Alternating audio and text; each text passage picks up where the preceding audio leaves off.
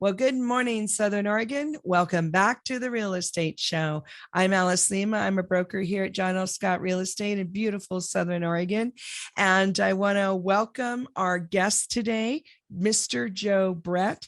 Joe was one of the original hosts of the Real Estate Show, along with Pete Belcastro back in the day. And what a lot of you don't know is his day job is working for Rogue Valley TV, RTV, through SOU, and he records a lot of the government meetings for housing. So Medford Planning Commission, stuff going on in Grants Pass, things going on in Ashland. He is our in-house fly on the wall. Mr. Joe Brett is coming back to visit with us. And since he is watching all these meetings and live streaming them, he has some interesting observations. He has some predictions and he has some news. So you want to listen to this interview with Mr. Joe Brett. We're so happy to have him back today. And I have dubbed him our in-house fly on the wall. Hope that's okay with him. And he has some surprises. So you definitely want to stay tuned. Speaking of surprises, our market in Southern Oregon, it's only January. Oh my gosh, it is so active. We have lots more properties coming on the market. We still have a lot of buyers, but what is different? The interest rates. So the few interest rate adjustments we've had, a little bit of crying for some of the people that were right on the edge of their pre-approval, but we've got a couple more to go.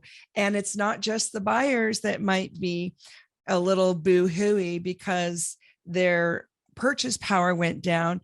It's going to be the sellers. You know, if your buyer pool drops there, if the buyer pool's financing ability drops, that affects the purchase price out in the open market. So if you're selling or you're thinking of selling in the next year or so, you might want to rethink your price, because you know a lot of us were in the habit this early in the season when we put our house on the market of starting high because we had the whole season to come down.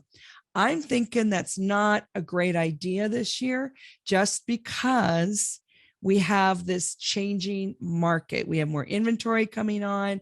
We have the interest rate adjustments, which is affecting the purchasing power of your buyer pool. So sellers, take note, take it into consideration, have a real honest conversation with your agent, and please don't overprice. And if you do, don't be mad if you don't get offers. And if you overprice and do get offers, we're yay for you. Call me. I want to know about it. Okay. We've got a break coming up. We're going to have an interview with Joe Brett here from RTV. Do not touch that dial. We'll be right back after a brief word from our sponsors. Well, welcome back, folks, to the Real Estate Show. Alice Lema, broker John L. Scott here in beautiful Southern Oregon, your host for today. And today, super excited to welcome back Joe Brett. He has a lot to do with the Medford Planning Commission, and we're going to talk about his interesting story, but he's also the original host of this Real Estate Show. Welcome back, Joe. Hey, thank you, Alice. You are doing a great job carrying on the show's tradition and rich history. I had a real estate license for 10 years, and for a good bit of that time, as you know, Pete Belcastro and I worked on the Real Estate Show, and just always enjoyed being able to talk with local people that had great local information. That you can find out things about everything else going on in the world, but sometimes that local information is hard to find. But you get a lot of it here on this program, and good work on keeping it going. Well, good work on you and Pete starting it at the bottom of the crash. I mean, talk about inspiration. Well, I'm particularly excited to have you here because I want you to tell the audience kind of why it is you're involved in the commission, and why it is you can be more frank and candid than anybody else in the room. Well, I'm not in the room or on any of the local planning commissions. The reason that I get a firsthand look at their dealings is because I'm the operations director, and also my main focus at Southern Oregon University is the government relations aspect of Rogue Valley Community Television. So RVTV started back in the 1990s, just with the city of Ashland as a local cable television channel. Oh, wow. It's grown since then to include the cities of Medford and Grants Pass and Jackson County. So we operate 4 cable television channels in 2 counties through the Spectrum Charter cable system. And all of those channels that are, of course, streamed live these days. So everything that goes on the channels also is available through the rvtv.sau.edu website. And another aspect that we do for a lot of our governments is we record and collate those meetings. We play them back on the RVTV channels, and we also archive them through a cloud server so that citizens can go back and watch meetings after the fact and get information. Oh, or that anything is they might have. super cool. So it's a kind of a full service partnership with our local governments to provide government television programming, city council meetings, planning meetings, school boards, the Site Plan and Architecture Commission in Medford. It's quite a little gamut. The Rogue Valley Transportation District Board of Directors Oh, do their meetings wow. live on RVTV. So it's a neat little consortium, and the city of Grants Pass has also been really involved up there, and they're kind of the center of Josephine County operations. Well, very cool. So, so you're there doing the media support and the recording during the planning commission meeting. So, and I remember when you and Pete had this show and I would come on as a guest, you always had some little snippet of update. And I said the other day, can we have Joe on all for the whole segment? Let's find out what's going on in Medford. So thanks for coming back. Yep, I'm getting ready tonight to go to a Medford Planning Commission meeting, their first one for the month of January. So give you a little tidbit. Okay. There's a new roundabout in the works in the West Medford area near the new development of the aquatic center, the Rogue X aquatic center that City of Medford is developing. So that's going to be on the agenda tonight. Wow. So another roundabout. Oh, Roundabouts yay. are a hot topic. That's big stuff at planning meetings when the roundabouts come up. So over in South, so that's Southwest Medford over by the new aquatic center. What are the main streets over there? Trying to remember where that is. Ross Lane and Ross Anley. Oh, okay. Okay. Yeah. And the West Howard Memorial Park where the Logos Charter School is now. Right. Open area that's out there near where Channel 10 is. That would be one of the landmarks that I would recognize there. Yep. Okay. So folks can watch for a little update on that. So the meetings, like tonight's Medford Planning Commission meeting, that's on the charter cable system live on channel 181. Oh, and it's live, so you can watch it live stream. Right. And then it replays for the next 2 weeks until the next Planning Commission meeting comes on. So we operate those channels from about 4 o'clock till midnight every night with local programming and just little tidbits of information and short pieces that we run during the day. So the RVTV channels are 180 Prime, 181 Civic. Ashland meetings are live on 180 because that was the original home for the Ashland city government. Jackson County and Medford government meetings are live on channel 181, our civic channel. And the Grants Pass meetings are live on channel 183 in Josephine County only. We also, wow, I bet people don't even know we have civic channels. It's a pretty incredible resource on the local cable system. Unfortunately, less and less people are subscribing to cable as we go forward, and the younger generations prefer streaming and other options for themselves. But that's still the reason that we stream all of the meetings and all of the channels just stream right onto the internet too. So you don't have to have cable necessarily to see this or see this live or get the information. That's kind of an interesting shift in media.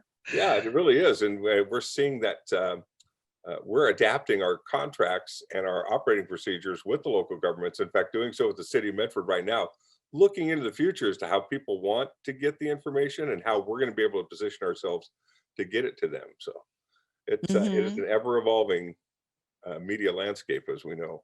Well, and I think not having to have hard wires in your home, it just speaks again to the transportability of media now. And when people are looking at real estate, and since you were a real estate agent, it's starting to change where people live because they don't necessarily have to be in a cable area. Right. No, it changes where people can work. The ability to have high-speed internet in your home means you can work virtually with an office in Los Angeles or one of those other big hellholes where no one in their right mind would really want to live, but it's a place where the jobs are, and most of them, really good money-making jobs are. So what a great in-between if we could bridge that. And with Table Rock Sports, the company that Pete and I own and operate, we just go out in the middle of a field where they're playing softball or baseball out there with a hotspot and can live stream high school athletic events. So it's amazing. Well, and I know that's Connectivity. been Yeah. super successful, and a big part of our community likes the sports programs. And it's been a little bit hard with the COVID, but were you guys still able to broadcast during that? March 2020 till March 2021, we had no events, no. So one whole year off. One full year. And then in March of 2020 until the end of June 2020, we basically did 9 months worth of school events in 4 months. Wow. So it was just, Wow. and we couldn't have fans at the games. So the streaming was really, really important. Even though it was outside. Yep. It was a number of different ever-changing rules there. But back to our local governments, they love this ability to stream and to have these meetings because their transparency is really, really important to them with citizens. And that's really the impetus for them to contract with RVTV or providers like ourselves.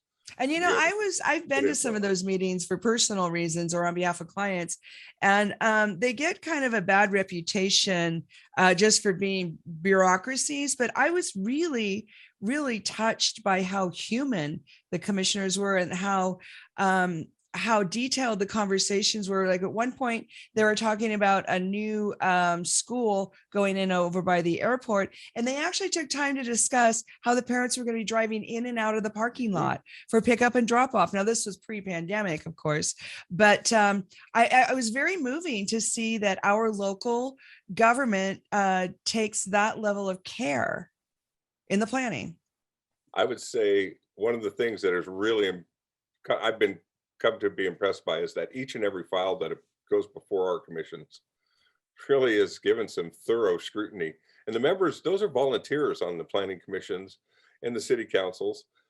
They're folks who care about their community and volunteer and have the background and the expertise to be able to interpret what the land use laws want cities to, follow the guidelines of, what they want the region to follow the guidelines of, and how they want them to be able to work together.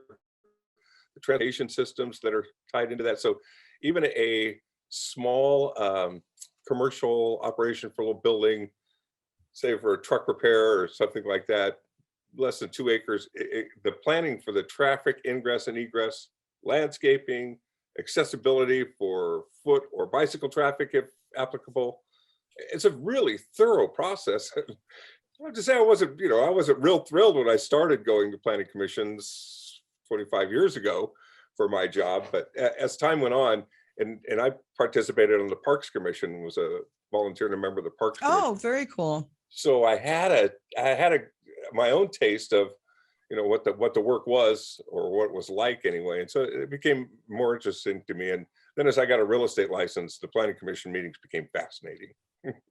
So when you're I was warped that way for housing development, subdivisions, and all. Yeah, the best stories. So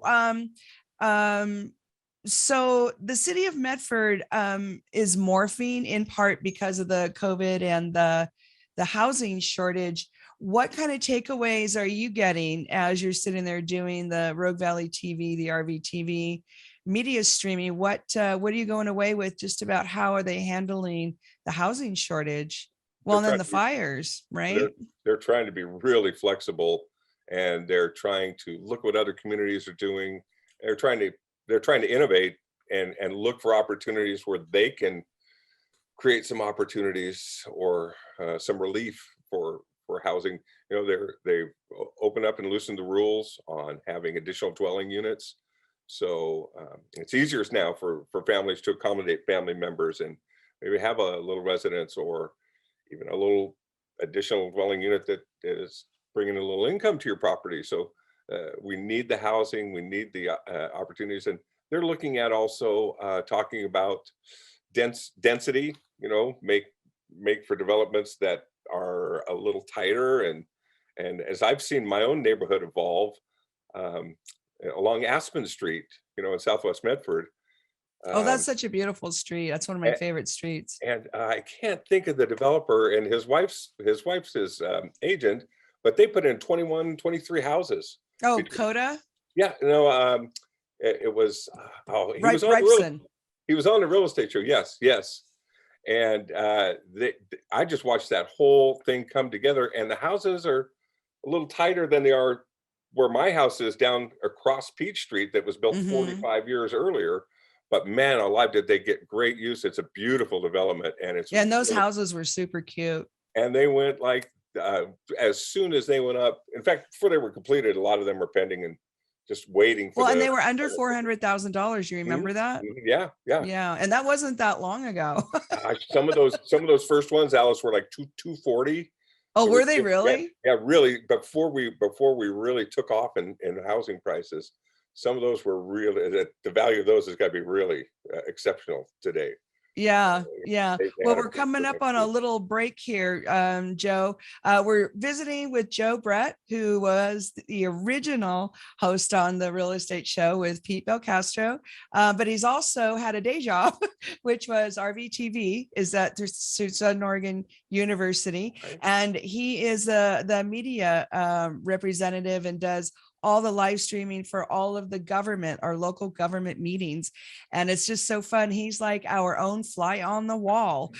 I sit I sit in tiny little rooms with a lot of buttons and levers around me, But and you get to hear eave everything and that's going eavesdrop on on. them. Yeah, Yeah, keep it's an super eye and an cool. ear on them. Yeah, yeah. And so you can just report back. So we'll be back with more conversations with Joe Brett after a quick word from our sponsors. We're brought to you by Mutual Omaha Mortgage, Guy Giles, Rogue Valley Association Realtors, and John L. Scott, Southern Oregon. Do not touch that dial. Well, welcome back to the Real Estate Show. I'm Alice Lema, broker John L. Scott here in Southern Oregon, having a very lively and informative conversation with Joe Brett, Rogue Valley TV. He does all the media work for all of the local government meetings and the live streaming. And he is our, what we call fly on the wall during all this stuff. And he can come back and tell us what's going on, like the Roundabout that's going to be going in, I guess, in Southwest Medford, West Medford, over by the Aquatic Center. Mini So roundabout, they're calling it. has the public had much of a reaction to that yet? No, I just saw it on the agenda, just taking a peek earlier this week. So I think it's the first time that the actual plan is coming before the planning commission. And it is a comprehensive plan change because they had presented the original traffic information to go with it. So this is a request by the planning commission to consider what they now feel is a better way to handle the traffic with the mini roundabout. That's a real busy little area. Yeah. Yes. Well, but then, they put one of those traffic circles on Highway 140, and I guess it's helping. Yeah. I've been through it a few times myself. I've survived Yeah. without I a scratch. don't know. It just makes And me nervous. it does. It takes time to get used to new things. But I know ODOT has them all over the state of Oregon, and mixed reactions though by people. But just it does seem to help with traffic flows. In this particular one, the Logos Charter School is on the West Howard Memorial acreage there, where the aquatics facility will be. And you think about it, when we have a big swimming event, or they've got indoor courts for volleyball and basketball, those are going to be some pretty sizable events that are going to demand some traffic considerations Well, there. and there's the mobile home park across the Yep. street, which is Yeah. very substantial. Myra Yes. Lynn, Yes. a lot of people lot of live there, so it's a busy little section. And that's the major artery out towards Jacksonville too, that they Yes, take that's traffic right. from the Rogue Valley Mall out that way. So there'll be a lot of that'd be probably a very thorough discussion tonight, because that's a lot. Transportation is a lot, that the planning that goes into. Yeah. As we're often quick to point out when things are not going smoothly in our transportation plans, there's a lot of work and effort to coordinate those and to mesh those new developments with the existing ones that they have to work with. Well, and this is the time for the public to get involved, when they can make a difference with their opinion and their expertise, not later when it's all said and done. Yeah, that was a deal with the Chevron that's over there on Springbrook, the new Oh, right. the gas station, convenience store, and the car wash that are there. That came under intense scrutiny from the neighbors. Yep. It still does. No, it does. Yeah, they're really, It's all it does. built. Yeah. And time will tell, if the doomsayers would be right with that for the neighborhood. But the problem for most of the citizens was they should have been there to represent their concerns for the neighborhood at the zone change that took place 6 to 8 months before And after it was zoned properly commercially for that use, at that point, the planning commission couldn't turn around and say no. There had been an application to rezone it. They were looking to add services like that in East Medford with all of the building going up in the hills, and those new home stretch all the way up to the road that goes up Roxanne Park now. So there's a ton of new growth up there, and they've got to have those services there. So the citizens were upset, but their time to intervene was when the zone change took place. And so it's really complicated for just average citizens in their neighborhood to understand that process, or that they may be noticed. A number of those neighbors were noticed about the zone change, but I don't think really realized that the ramification of that zone change was going to be that facility was going to end up in their neighborhood a year later. So that part of the process, I have a lot of empathy for citizens, because it is complicated. The timing of it is sometimes essential if you want to have some input like that. And always, even after the fact, it is not a bad thing, nor is it ineffective to give input to those commissions. They value that, whether it comes from email, in-person testimony, or however people are most comfortable. They really do look to incorporate as much information and opinions and local knowledge, even when they're making those type of decisions. Zone changes are huge. And I think the notices that go out, it doesn't say they're going to put a gas station. It says somebody has applied for a zone change from this zone to that zone. Yep. And so I think that's what kind of gets overlooked by the local residences is so maybe we can, with this broadcast, help get the word out. If you get a zone change notice in your neighborhood, that's the time to do something about it. To dig in a little bit, and you can always call the city or the county planning department, whichever it may be. They do field questions about zone changes and things like that. They are able to respond to email or phone calls to their department. So and they do, and they answer the phone, and they're really quite nice and quite informed. You say, why is this happening? They have a pretty thoughtful answer. You might not like the answer, but it will be well thought out. And Oregon has some really deep and mysterious land use laws and processes. So there, you can get it can get kind of complex for sure to keep up with it all, and it's but a very important process for cities to be able to function smoothly in neighborhoods. Democracy at work. Yeah, and to maintain the best quality of life that you can for everybody involved. But there's a give and take and how all that comes together. So do you have any wind of new subdivisions, any new shopping centers, anything big coming up? The new hotel and the development that is coming adjacent to the Northgate complex. There's another big phase of that's about to unfold. And remember, the Northgate, it was planned and then it went away for several years. And we hit the downturn and the plans just kind of went on the shelf, and then it came roaring back to the big complex that it is now, but it's not finished at all. There's a lot more room out there. And so there's a new motel that's in relatively close proximity to the airport again.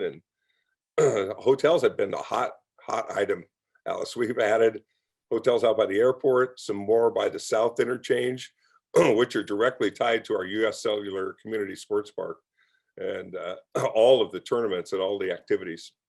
It's just hard to imagine Medford being a destination of any consequence, but you see all these hotels going up. We must really matter to people. And one of the big calling cards of the city of Medford in the future, and I'm a member of the Southern Oregon Sports Commission that works with Travel Medford, we are aggressively going to go after sports tourism, bringing mountain biking events, swimming events. That's super cool. Yeah, we're going to really extol the virtues of the great weather that we have almost year round here for outdoor activities, and really try to step our game up in sports tourism too. So using that new facility out at West Howard Park there, and the other just incredible kayaking and biking and hiking experiences that are out there.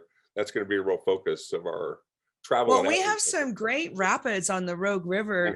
Professional kayakers do practice here. In fact, I think we have an Olympian. His name is Steve. Hi, Steve. Yeah. And he actually owns land on the Rogue River and is a kayak coach for some of the future or limit. So if we start bringing in you, Joe Brett, start bringing in those people, they can stay at the hotel they're building out at Northgate. Yep, we're getting more and more rooms. We're getting ready for them to come. Wow. So Northgate's the one that has the Ram restaurant and the Sporting Chipotle. Goods, Okay. and Field and Stream, and yeah. So the vacant land is going to be behind that then, like behind the home store I believe and so. Yeah, the sporting goods store. yeah. Closer to the on the airport side of it, I believe. Oh, okay. Okay. Wow. I haven't actually seen the plan. I just have heard that the concept of what was going in there, and there's and there's a little more that's going in with the motel as well. A couple of other retail businesses, I believe. Restaurants. So it's going to be interesting to see how this all gets hammered out with the city during the COVID and hyperinflation, and we've got a labor shortage and supply shortage. I just wonder how those conversations are going to be handled. A lot of it, that is kind of outside of the purview of the commissions. The dynamics of the market will force a lot of that. They're just going to approve the site plans and make sure that it all blends well together there. But yeah, I'll tell you, it's interesting that all of those things, if they all come down on us at once, could be a big deal for our supply chains. And we've seen that in the housing market. Trying to rebuild homes here in the wake of the fires have been pinched by lumber shortages and lumber prices and supplies of all kinds. So that's another big step in it. We can plan for them and we can plot out the subdivisions, but we got to have the materials and the people to actually make those happen. And the regional problem solving, the regional planning efforts that took place over 14, 15 years now, where the cities have all turned in their urban growth boundary expansions and new areas. All of that went to Jackson County to be approved at the county level before it went to the state. And that was one of the biggest undertakings that I've ever seen in my many years of planning commission meetings. How much work it took and how each of the 8 or 9 new parcels in Medford were mitigated for school needs and park and open space needs, and everybody kind of making their case because there were only so many acres that could be allocated. And that was quite a give and take process over the course of years to watch it all unfold. And now look at, we can't build and develop out this 20-year supply of land and the expansion of the UGBs. We're going to fill it up as just as fast as we could possibly build it. It's really amazing that the market is. We're going to use everything that we allocated for in those 20 years, I believe, and that planning process is already going to get started very soon for what's going to happen beyond that.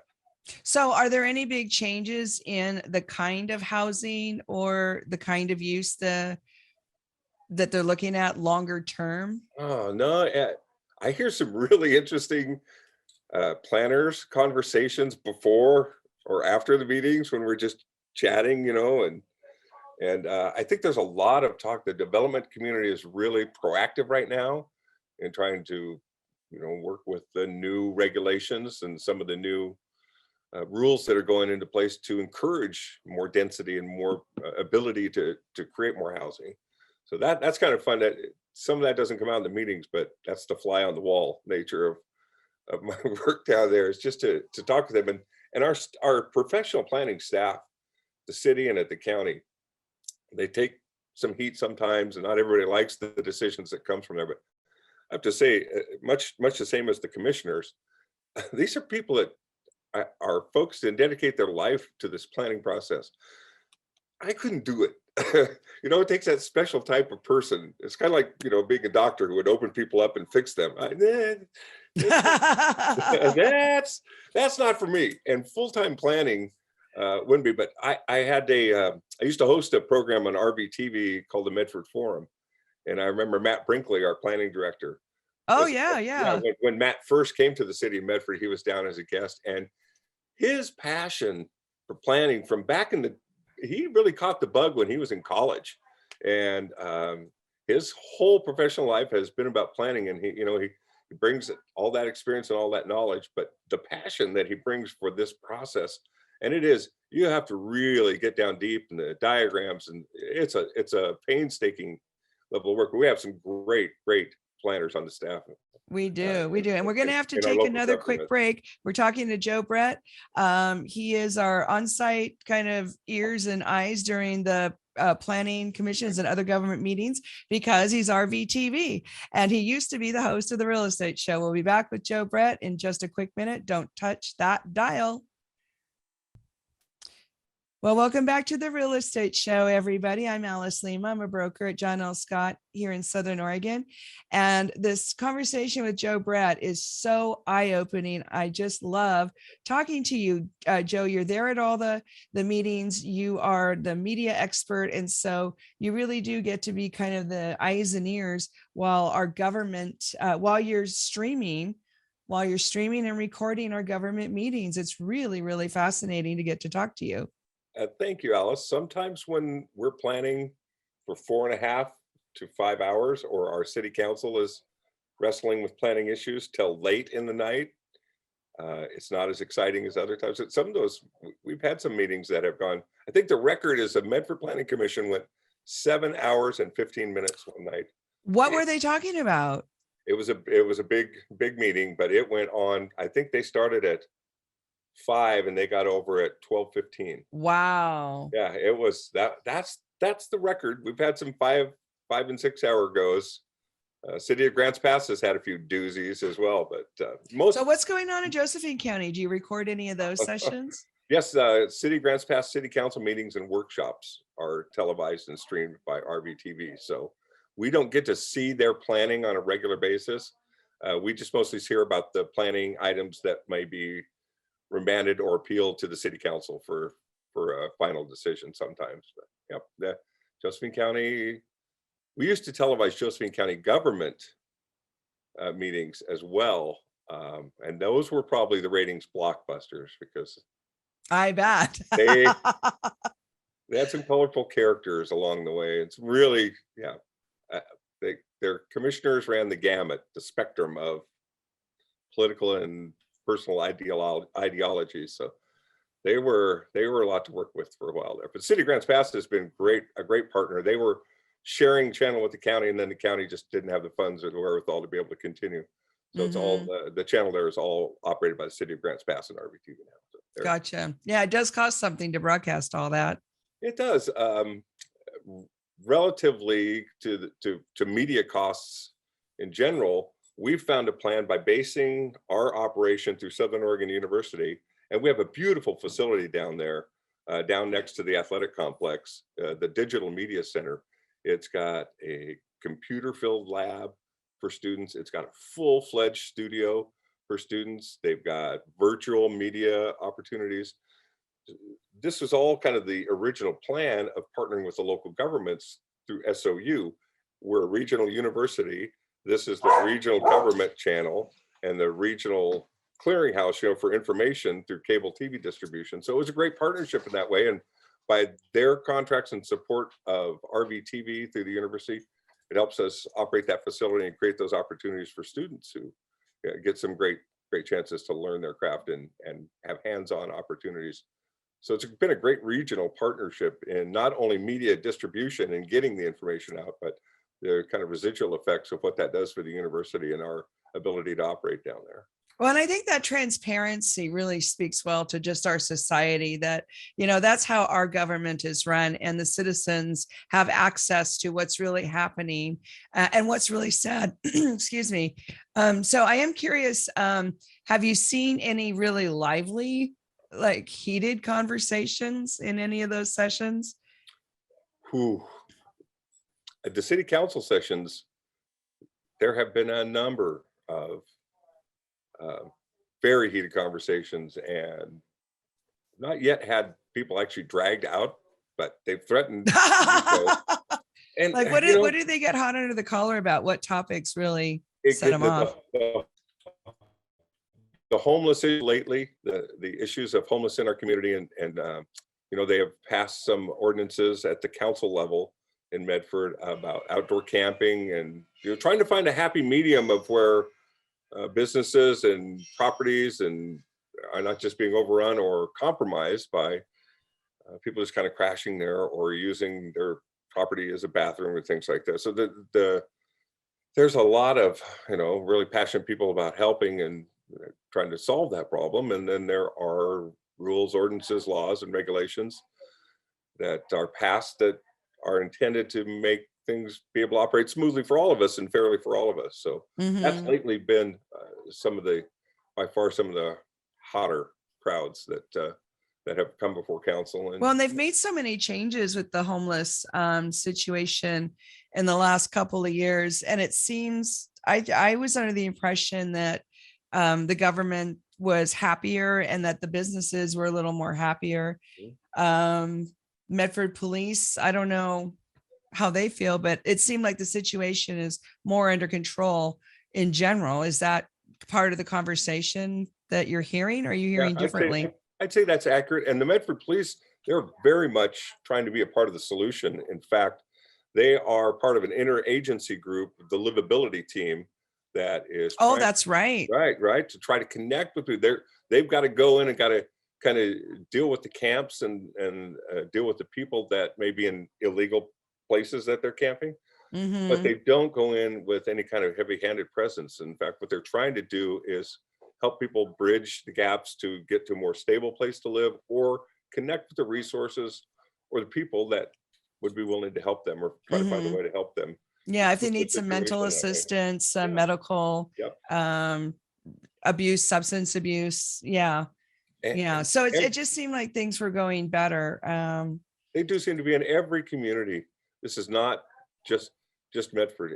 Every single community of our size, or a little smaller, a little bigger, are trying to find equitable ways, to deal with people that are not in as stable positions as some of us take for granted that we are. Equitable. That's a good word for it. So when you hear of these meetings, some of the long-term, I'm wondering about the population growth. Are they having any conversation about what population growth expectations? I think it's always, part of what we try to do, and part of what Travel Medford and the city try to do, is attract businesses and attract industries to come here and to grow here and to help to grow the valley in that respect. So that is, yes, very cognizant of that. That is a big part of. So they want that planning for the residential growth. It's pretty much inevitable. We've seen the growth patterns as many of our friends flood over the border from California, escaping high taxes and the wildfires and earthquakes and everything down there. So we've seen that, and you see that in the real estate industry, to just tried and true over the years and years. But you don't think of it always when you're helping people relocate here with a home. You don't think about the businesses that they're going to start or bring with them, and just the overall impact they're going to have, except that the remote worker, and I don't know if any conversation goes on about this in the planning, because I don't know if it'd be relevant, but the remote workers, I think, are really going to have a big impact on our community where they have these high paying jobs, high tech jobs. So maybe we'll have you back to talk about that, because you've got a meeting tonight. So maybe we'll have you back in another few weeks. Yeah, no, well, I'll keep my ear out. You know that. Okay, well, that's great. Joe Brett, RTV, Rogue Valley TV, SOU University, and the media expert and responsible party for streaming and recording all of our government meetings, public and private, right? Yep. Public, not the private. Okay. Right. Private still means private. Okay. Just the public. Sorry. I got my hands full with the public end of it. I bet. And Joe Brett, the original host of the Real Estate Show. Thank you so much for coming back. We could not have left it in better hands, Alice. You did such a great job. And Pete's thank you. All the great guests and the great information that you continue to bring. Well, it's been exhilarating. So we will be back next week. Thank you for listening. Have a beautiful weekend. Bye now.